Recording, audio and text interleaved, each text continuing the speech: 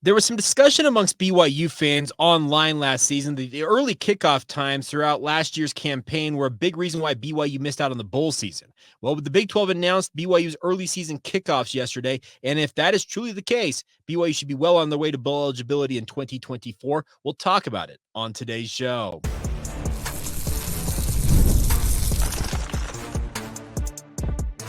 You are Locked On Cougars, your daily podcast on the BYU Cougars, part of the Locked On Podcast Network, your team every day. What's up, everybody? I'm Jake Hatch, your host here on Locked On Cougars, your resident BYU insider. Thank you for making Locked On Cougars your first listen of the day. Appreciate all of you who we like to call everydayers right here on the Locked On Podcast Network. This is your original daily podcast focused on the BYU Cougars, and a big thank you to all of you for tuning in. Today's show is brought to you by our friends over at GameTime.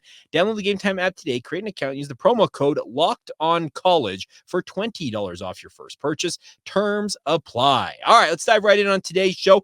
And I mentioned in the open that last season, BYU played a number of games that kicked off early in the day. We're talking noon Mountain Time kickoffs, 10 a.m., like very early kickoff times. And the conversation and the discourse online, it's always reasonable. Let's be real. It's not. But there was some thought that BYU had been so adapted to playing late night games during their independent era, and they did at home traditionally play 7, 8, 8:30 at night. And there was some thought last season that BYU was not faring well because of the early kickoffs.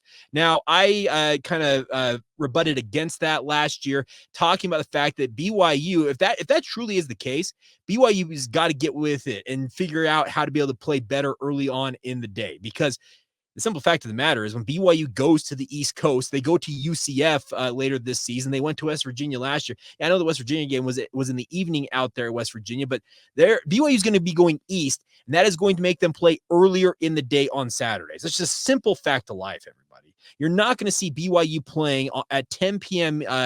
On the East Coast. They'll play at 10 p.m. Eastern time, but it'll be 8 p.m. here in Utah when they do that. That's the thing about this, is if BYU, if that truly was a major reason BYU missed out on the bowl season last year, which I don't necessarily subscribe to, then BYU's announcement yesterday of their official first 3 kickoffs, as well as the Friday night game at mid-season, week 8, if those are any indication that BYU can't play during the day, well, BYU should be 3-0 after the opening 3 games in the non-conference slate, because BYU's opening slate of games, Southern Illinois will be at 6 o'clock at home at LaVell Edwards Stadium, August 31st, Big 12 now on ESPN+. The following week on Friday night, BYU's in Dallas at SMU in their ACC debut season. That's a 6 o'clock Central Time game. It's 5 o'clock Mountain on ESPN2. And then BYU rounds out their non-conference slate with a road trip in Laramie, Wyoming against the Wyoming Cowboys, 7 o'clock Mountain Time on the CBS Sports Network. If BYU is a quote-unquote after-dark team, then by virtue of this schedule announcement, BYU should be 3-0 at that point in the season and should be looking to pick up 3 more wins and getting back to the bowl season, which I have stated once again that I want to see incremental progress from BYU this season, and getting to 6-6, I think, would prove that. Now, that ultimately mean they went 3-9 in Big 12 play, and I think that would obviously irk some fans. But later on in the season, BYU is going to welcome Oklahoma State, who they lost to in double overtime last year with bowl eligibility on the line during a day game. They'll play that game 8:15 Mountain Time on ESPN. So if you're looking at this and you believe in the vampire cougs analogy that many Cougar fans were utilizing last year on social media as a way to explain away why BYU is struggling, then the announcement of these 4 games, the kickoff times for these games, the designation of them, should indicate BYU should go 4-0 in those games. And that would mean BYU is 2/3 of the way to bowl eligibility. I think that it's a valid concern if you want it to be, but it can't be the excuse. It just simply can't. I'm not going to say that BYU players, coaches, and administrators are going to agree with me, because they frankly don't a lot of the time. Because trust me, the feedback I get sometimes from certain people inside the building down there is a little different. But regardless, they understand what they're up against here. Cougar Nation's not happy with the BYU football program, and for good reason. They slumped to a 5-7 record. They missed going bowling for the second time in Kalani Sitake's tenure. Many of you will recall that during the entirety of LaVell Edwards' tenure, he missed out on bowl eligibility 1 time. Now, Early on in his run as BYU coach, there were far fewer bowls, so bowl eligibility was a different story. But in 29 years, Lavelle Edwards had count them, one losing season. Kalani Sitake going into year 9 has 2 on his resume. I get that there's frustration around the BYU football program, but once again, if you believe in the Vampire Cougs storyline or whatever you want to call it, then this should indicate BYU is going to get back to their winning ways in 2024. Now, I'm not saying that all these games are going to be played at night, because BYU does have a road game at Baylor in September. When BYU played at Baylor earlier, this was 2021. BYU played during the day down there at McLean Stadium and got absolute boat raced in that game. You're obviously going to go to UCF on October 26th. That very well could be a day game in and of itself. You're at Arizona State in late November. Could that be a night game? Maybe, but also very well could end up as a day game. And I'm also not counting out BYU Utah being during the day, or any other BYU home game potentially being a day game. Houston, the regular season finale in November 30th, the weather could be just absolutely dicey at that point. And I think BYU would be asking for a mid-afternoon kick that day if they could get it from whoever's going to air that game, whether it's ESPN networks or Fox, or ends up on Big 12 now on ESPN+. The simple fact of the matter is, if that's what you subscribe to, BYU's well on the way to bowl eligibility, and that should engender some confidence in this BYU football program. I think the bigger thing that BYU's got to focus on is skill development, getting their depth and getting guys up to speed that can compete at the Big 12 level. That is more of what I am concerned with, if I'm speaking frankly about the BYU football program. I talked about it yesterday, that there's a prevailing notion that BYU basketball is outclassing BYU football. And right now on paper, that very well may be true, but it's a very simple formula for what BYU football needs to do to get back in the good graces of Cougar Nation. What is it? As I often say, and it's the immortal words of Al Davis: just win, baby. Just win. You win football games, and Cougar fans will be flocking back and praising Kalani Sitake, Aaron Roderick, Jay Hill, on down the list. They will be praising everybody involved with BYU football. When you lose the way that BYU lost last season after starting 5-2 and seemingly on the cusp of getting to a bowl and then missing out on it by losing 5 straight, yeah, I get the frustration that Cougar Nation has. So the biggest thing for the BYU football program right now is head down, get to work, and go out and prove yourselves on the gridiron. If you win, if you go out there and show progress and you get back to a bowl, maybe you grind out 7, 8 wins, Cougar Nation's going to be right behind you. I don't think anybody amongst my fan base, and I call that fan base because it's people listening to this podcast, it's more just Cougar Nation in general, because all y'all, I'm assuming, are BYU fans. I wouldn't expect many other fans of other fan bases to be tuning in, but if you are, thanks for tuning in. But regardless, I think you as Cougar fans, the only thing you want to see is you want to see progress from this BYU football program. 6-6 may not indicate the progress you're looking for. Is it 7? Is it 8 wins that would show you the progress you're looking for? If you're expecting more than 9 wins, you're expecting double-digit wins this season for BYU, that's like a pie in the sky, Jake Retzloff becomes John Elway type of scenario in my mind, and I just don't see that playing out. I said it on yesterday's podcast. I'll say it again. You don't need to look any further than what Utah's progression as they made the transition into the Pac-12 was like, to kind of see what BYU's roadmap should and could be in the Big 12 conference. It may take up to a decade for BYU to get up to competing amongst the elite in this conference. And I know that's frustrating to consider, but the track record of the programs who jumped from the what we like to call the G5 ranks to now the Power 4 ranks, it indicates it takes some time for them to get their footing underneath them. So I look at this and say, okay, if you say BYU football is going to struggle because they play during the day, I don't want to hear that. I want to see them go out there and prove they can win during that. I want to see them win at any point. There should be an excuse as to when you play the game as to why you lost the game. Go play the game anytime, any place, anywhere. Remember the famous headband that Zach Wilson was wearing that he obviously got lambasted for? You know what? It is what it is. But that's the mentality I want to see BYU adopt. Screw when you kick off. Get out there, win the football games, and get back into the good graces of BYU fans. And I think that's enough for Cougar fans. And maybe I'm wrong. Give me your feedback. I welcome it. I want to hear what you guys have to say. Drop it in the show notes. Send us something on social media. However you want to interact with us. Love to hear from you guys. But I think it's just simply put, just win, baby. But if you do subscribe to the Vampire Cougs scenario that kind of came out last year, Well, that early season slate of games for BYU should indicate they're 3-0 and 4-0 if you include that Oklahoma State game, and that would get them well on their way to progress, as I would consider it, for BYU in the Big 12. All right, we talked a lot about basketball all week, but we got more to talk about on the basketball front. High-level players being offered in the 2025 recruiting cycle. The nation's number one prospect is going to make an unofficial visit to BYU early next week. We got a lot to talk about on the hoops front. We'll get to that next, right here on Locked On Cougars. Today's show is brought to you by our friends over at GameTime. Now, GameTime is here for you guys to get you tickets to whatever you're looking forward to. Of course, GameTime makes getting the tickets to the NBA Finals even faster and easier. Prices on the GameTime app, if you're looking to go to one of these Finals games, actually go down the closer it gets to tip-off. So whether you happen to be in Boston, happen to be in Dallas, or you're going to make the trip out there, you can get your tickets and enjoy the game with our friends at GameTime. They got killer last-minute deals, all-in prices, views from your seat, and their lowest price guarantee. GameTime, simply put, takes the guesswork out of buying your NBA tickets and also any other tickets you're looking to go to. Whether you want to go to a theater event, comedy show, concert, no matter what you're into, other sporting events, GameTime has got options for you guys, and you can do it on the really easy-to-use app. 2 taps, your tickets are purchased, and you're on your way to the event. The best part is you don't have to scrounge through your email to find the barcodes to get in. They're right there in the app. It's as simple as it possibly could be. So download the GameTime app today and take the guesswork out of buying your NBA Finals tickets or any other tickets with our friends at GameTime. While you're there, once again, download the GameTime app, create that account, and use the promo code LOCKEDONCollege for $20 off your purchase. Terms apply. Again, create an account and redeem the promo code LOCKEDONCOLLEGE. That's Locked On College for $20 off your first purchase.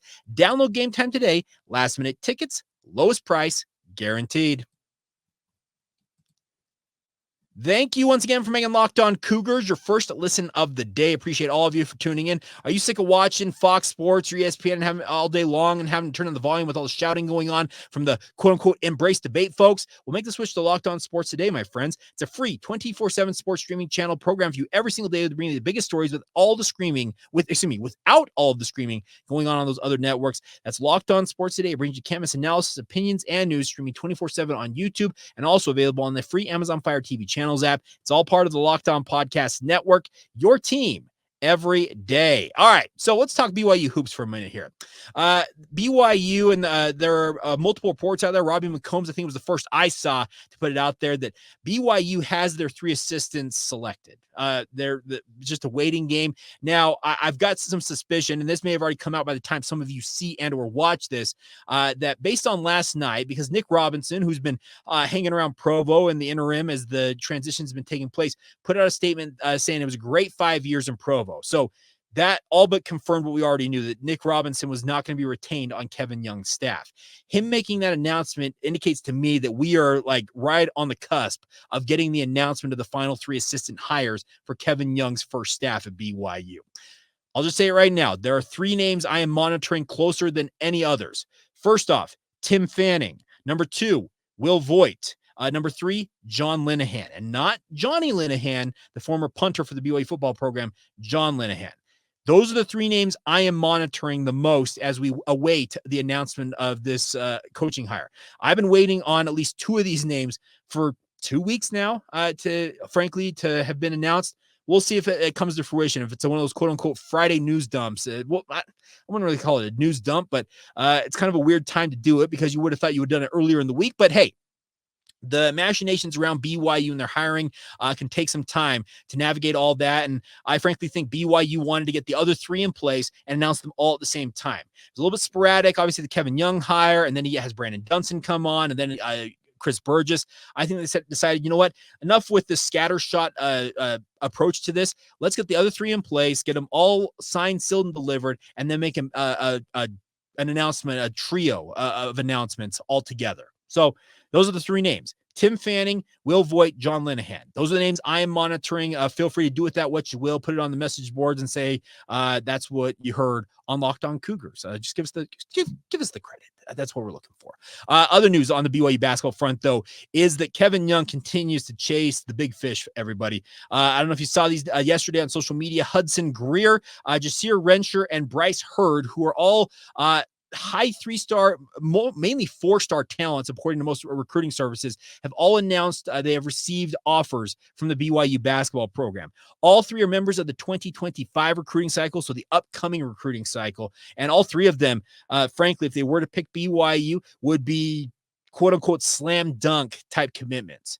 It screams to me that Kevin Young he is unabashed. He is unafraid. He is as bold as they come and saying, we are going to go chase the best, the brightest, and the just most talented players we possibly can find and try to get them to BYU. Now, I know that the Josan Seinon situation where he was all but BYU's, and then admissions got in the way for whatever reason. Okay, that's going to happen. And I'm not saying that BYU is unique in that regard, because there are a lot of programs out there that have to deal with pretty stringent admissions policies and practices. I think none bigger than programs like Stanford, et cetera. But BYU, they have a standard you have to meet. So Kevin Young, yeah, he couldn't get Josan Seinon into school, but here's the deal. They have extra time now to kind of go through the process. If Hudson Greer or Jasir Rensher or Bryce Hurd are really that intent on going to BYU, the nice part is they got time to make sure they get their grades and every other admissions piece in order in time to do that. The good news is they're continuing to see talent flow to BYU, and I mean talent flow by visits. Now, some of you may have seen this. Robbie McCombs reported it. 24/7 Sports reported it. That number 1 ranked AJ Dybantsa, who is the top ranked player in the class of 2025. So he outclasses Hudson Greer, Jasir Rensher, Bryce Hurd, any of the other players. He is the top dog. He very clearly appears to be the potential number 1 pick in the next NBA draft if everything goes according to plan. He has plans to make an unofficial visit to BYU beginning on Monday. His father confirmed that to 24/7 Sports. Robbie McCombs, I think, had the initial report, so props to Robbie. He continues to absolutely kill it on the Vanquish the Foe front, and I got no problem by giving him his due, because he's absolutely killing it on being on top of this. But this is incredible, because Dybantsa is going to be playing in theory a stone's throw away from BYU. You know that Hurricane, Utah, it's a 3-hour drive to get down to southern Utah, down to Hurricane, where Utah Prep is going to be located beginning this fall, where he'll be playing his senior season. But the fact that he is making his first trip to Utah to check out his new school he's going to be going to. He's from Brockton, Massachusetts. But while he's in town, going from Salt Lake, ostensibly driving down to Hurricane, he's going to make his stop in Provo and make an unofficial visit along with his parents to BYU. Now, Robbie did say that Dybantsa, who was reportedly had visited BYU, that was not the case. It was Dybantsa's parents who apparently had already visited BYU. But this will be Dybantsa's first opportunity to check out BYU in person. And I'm not saying that BYU is going to win AJ Dybantsa's commitment, but the initial interest / him already taking an unofficial visit on his way into town, that indicates that there is some juice there for BYU. And it shows what Kevin Young, his chops as a recruiter, his reputation coming down from the NBA, and just his overall want to / get to it. I'm creating terms there, but his want to factor in terms of chasing the best talent in the country, it cannot be denied. This is a really, really cool time for BYU basketball. There's still a lot to be proven, obviously, when they finally take the court this coming fall. But it just, I say this often, there's a golden Midas type or esque touch that Kevin Young seems to wield right now. And if it can yield AJ Dybantsa's commitment and him playing for BYU, what can't Kevin Young accomplish as head coach of the BYU basketball program?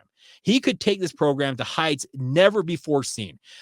We have the ignominious streak for BYU football of being the most the team that has the most NCAA tournament appearances without a Final Four berth. The closest they've got is the Elite Eight. Well, if you can get talents like AJ Dybantsa, and I think we can't completely discount what Yegor Denham is going to do for BYU this coming season as a potential top 10 NBA draft pick. If you can get that type of talent to BYU, even if they are potentially one and done types where they only play the one season for the Cougars, the talent level alone, along with the pieces that BYU has in place in terms of some of the holdovers, the Dallin Halls, the Richie Saunders of the world, there's a reason that BYU's roster can't be among the elite in the Big 12, but also get an opportunity to make a deep run in the NCAA tournament. Now, There's a lot of factors and stuff to come to play and come into play and ultimately kind of go your way for that all to work out, because basketball is a finicky game. There's a reason why it's a ball in a hoop, and that ball has to go through the hoop more often than not. And some days you just don't have that. But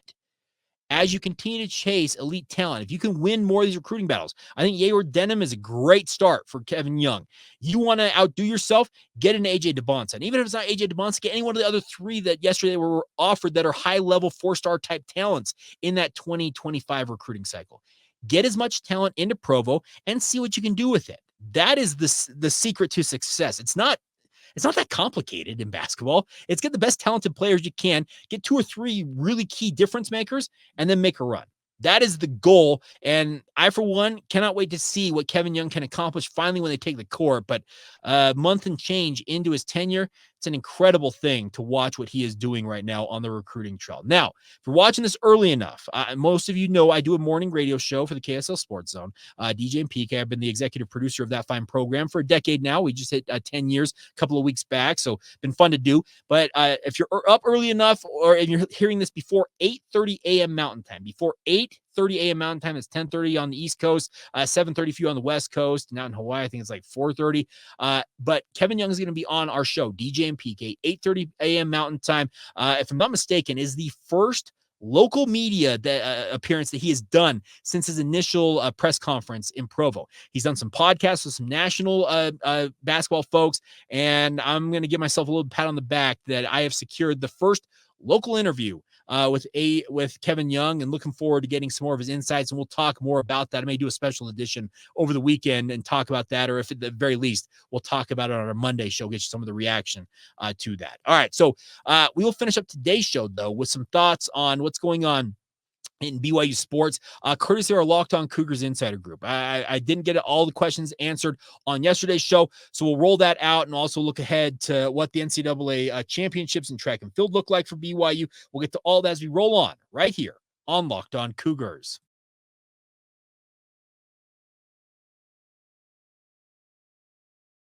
Thank you once again for making Locked On Cougars your first listen of the day. Appreciate all of you for being with us here. Now, a couple of notes for you guys when it comes to the basketball front and also the football front, courtesy of our friends at our subtext group. Now, if you have not done so already, please join our Locked On Cougars Insider Group. It's a really fun way to interact with the show. You get updates from me directly to your phone via text messages. Think about that. You can get inside intel on what I'm hearing in the moment, stuff I'm able to corroborate via various sources and the like, and I'm passing along to our insiders group. And like I said, it comes to your phone in a text message. You don't have to go on some message board to find the information. It comes to you in the form of a text message. You can fire back with a text of your own, and I'll see it in live time. It's a really fun way to go about it. You can join it by clicking on the link in the show notes below, whether you're watching and or listening to this. You got a 14-day free trial. It costs just $4.99 a month after that. I would appreciate many more of you for joining us there. We've got a good crew rolling right now. We'd love nothing more than for hundreds, if not thousands of you to join up as well as we move forward here into the future. All right, so a couple of questions that came out yesterday. Now, I've got to pull this up here. I closed out of the one that I meant to ask first, but it was essentially a question about the Hugo Gonzalez situation. Now, many of you know that Hugo Gonzalez was a name early on in the Kevin Young recruiting era here that was one of the overseas targets that BYU apparently was in on. Well, his teammate, Yegor Denham, is actually going to play for BYU. I was told that Hugo Gonzalez, his situation is that he is on a different contract than what Yegor Denham was on. Yegor was on a amateur contract with Real Madrid, and there's a short window, and Travis Hansen mentioned this both on DJ and PK as well as BYU Sports Nation, that there was a small window here before he signed a full professional contract with Real Madrid that he could essentially get out of the deal he was on, keep his collegiate eligibility in the United States intact, and he ultimately explored that and decided BYU is where he needs to be. Hugo is in a different scenario. I don't know if he's signed that fully professional contract, whatever it is, but he will not be coming to BYU as a result of that. The other concern, as I understand it, is there was concerns over him passing that is it the TOEFL test, the English as a second language test. And BYU admissions, we talk about this a lot. They have very stringent rules. They want students to have success in Provo. And if you can't measure up to what BYU is looking for admissions-wise, That's what it is. Now, I'm not saying that he couldn't have passed it, but there were concerns that he wouldn't succeed as a student, I guess, based on that TOEFL test. Take that for what it's worth. But that's why Hugo Gonzalez is not going to be at BYU. But that's not, I think, a bad thing in any major respect. But that's, I guess, hopefully that answers the question about Yegor Denim and what he's going to be doing. The other question that came out, and a couple of you asked about it, well, when is he going to actually pull it off? Well, Jackson Robinson finally did, and he announced that he's going to Kentucky. I've said it back as recently, and not as recently, as early as January, that he was not going to be at BYU next season. There was some hope that Kevin Young could work his magic on Jackson and convince him that BYU is where he needed to be. But the initial word I was hearing is that Kansas had come in with a north of $1 million NIL package to get him to go to Kansas. Then when Mark Pope went to Kentucky and started really pressing for him, there were reports that they had quite a hefty NIL offer to him as well. And frankly, Jackson Robinson is Mark Pope's guy. Mark Pope brought him to BYU, put him in a position to do what he did in Provo. There's some thought that he may have been better served to go to Kentucky or maybe stick at BYU and get development from a different coach, but he's thick as thieves with Mark Pope. So who am I to say that Jackson Robinson is making a poor choice? He's going to maybe the premier basketball school in the country. He's going to get all kinds of eyeballs on him. And as he continues to develop his game, he is still only going to be 22 years old when the next NBA draft comes around. He has been in college basketball for quite a while, but there are a lot of guys who have played his basketball as long as he has in college, who usually come out there 23 or 24. He's only 22. So he's still got some age on his side. And I know that's a relative term because the NBA more often than not is drafting 18-year-olds and they look at 22-year-olds like they're a waste product, but there's still an opportunity for Jackson Robinson to still live his NBA dream. And if you can make a lot of money NIL wise and continue to hone your craft, and oh, by the way, the pro ranks will still be there next year for Jackson Robinson. I can't say anything about him that's a bad deal. Mark Sanders asked this question. He says, Jake, I haven't heard much about the two basketball players who made visits to BYU basketball, Berke Buyuktuncel and Maxim Logue. I can't remember their names, unfortunately. Have you heard anything about them? I answered the question for you with the names and what their plans are. I said it earlier this week on the podcast that Berke, he is essentially down to Nebraska or BYU. When he decides, if he decides, what's he going to do? I would hope it's BYU, especially with a guy like Jackson Robinson exiting the program. That gives extra touches to the rest of the roster, and they can sell that to Berke in terms of him looking at stuff. On the Maxime Logue situation, I don't know on Maxime. I wish I did know more about that, but since his visit, I have heard very little about that. That seems to indicate to me that maybe he has fallen off in terms of him being on BYU's wish list. Maybe that he's down the wish list a little bit there. So it was Brian that asked the question about Hugo Gonzalez earlier. So I hope that answered your question, Brian. And then let's see, one other question here before we go, as we wrap up here. Where did I find that question? Man, like I said, I opened the wrong page initially, so I've been kind of scrambling here just to pull back the curtain on this.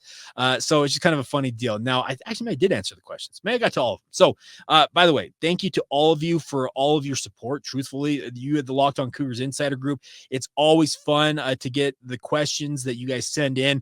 I answered questions about Pokemon and science fiction series yesterday. It's really fun. Oh, that's the other question right there. David asked this, Jake, what is your favorite fruit and why? Ooh, okay. I'm a big fan of fruit. First off, I grew up on a peach orchard and an apricot orchard. My grandpa's cherry orchard as well. It was right next door. So I ate a lot of fruit growing up, like literally picking it off the tree and eating it. So I was lucky to have one of those idyllic childhoods in that regard. But my favorite fruit, there's a thing, Kate. Any of you who have maybe been to Asia may have heard of this. I don't know if they're necessarily specific to Taiwan. I don't think they are, but maybe they are. A thing called a wax apple. Now, I know it sounds really, really weird, but until you've tried one of those bad boys, they are absolutely incredible. I crave them every day. I routinely will go on Google every so often and Google where I can buy wax apples in the United States and routinely get aced out because the one grower seemingly who exists out there is out of stock or whatever. One day I will be able to enjoy a wax apple once again, and I hope to do it in the United States of America. If it takes me getting back to Taiwan, I'm happy to do that. But man, I crave those bad boys. Also, kumquats. Those are really, really good as well. They're a little more rare here in the United States of America as well. And also blood mangoes. Man, I'm really going back to the mission here. Blood mangoes. If you had a blood mango before, you would know what it is. It's a really small mango, but it has so much juice in it at the height of when they're ripest. Literally comes out looking red. That's why they call it blood mango. I was told early on in my mission, this is neither here nor there, but a really funny story by my trainer on my mission, Brett Highland. So shout out to you, Elder Highland. I hope you're doing well. But he told me, Jake, don't, and he told me Elder Hatch, but he's like, do not eat more than 2 or 3 of these in one sitting. I'm like, why? He's like, you'll find out if you do it. Just don't. And I made the mistake. This goes about 6 months down the line that one day I was like, you know what? I had like 3 or 4, I think maybe even 5 of them in one sitting. Yeah, the whole old adage of Montezuma's revenge, you know that whole analogy? Yeah, it got me pretty good. But those are, I guess, the fruit in Taiwan was elite. But stateside, I'm a big fan of oranges. I love me a good peach. I'm just an overall fan of fruit. But if you ask me my number one, right now, it's a wax apple because I haven't had one in when I get home from Taiwan, 2008. So it's been, a good 16 years. So there you go. All right. I think that'll do it. By the way, I just want to give a shout out to the BYU men's and women's track and field teams. They are headed to the nationals. So congratulations to them coming up. They'll be obviously competing for a national title. Also a shout out to Megan Hunter. She was named as one of the 3 finalists for the Honda Inspiration Award. The Collegiate Women's Sports Awards announced that earlier this week. So hopefully she can bring home that award. That'd be really cool to see that. But best of luck to the men's and women's track and field athletes as they head to Eugene, Oregon and compete for supremacy on the track and also the field side of things. And a lot of these athletes, some of them, if they stand out at this, very well can see them in Paris later this summer. So keep an eye on that. We'll see what ultimately transpires for BYU track and field. All right.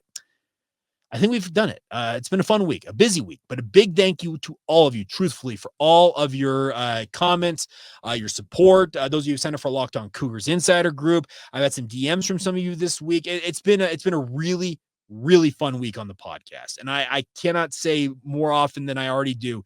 Thank you for everything y'all do out there in Cougar Nation. Y'all are the best. I've got people literally listening around the globe, and I talk about it often, but your guys' support is why we keep doing what we're doing. It's why I do what I do every single day. It's a grind. There's no doubt about it. It's a grind to do a podcast every day, but your support is what makes me sit down and just knock it out, because it is truthfully, it's a labor of love. And a big thank you to all of you for the support and the everything you do for the podcast. All right, so there you go. Thank you once again for making it your first listen, we often say, and thank you once again to all of you who are everydayers as well. And until tomorrow, Monday, whenever we talk to you again next, this has been the Locked On Cougars podcast.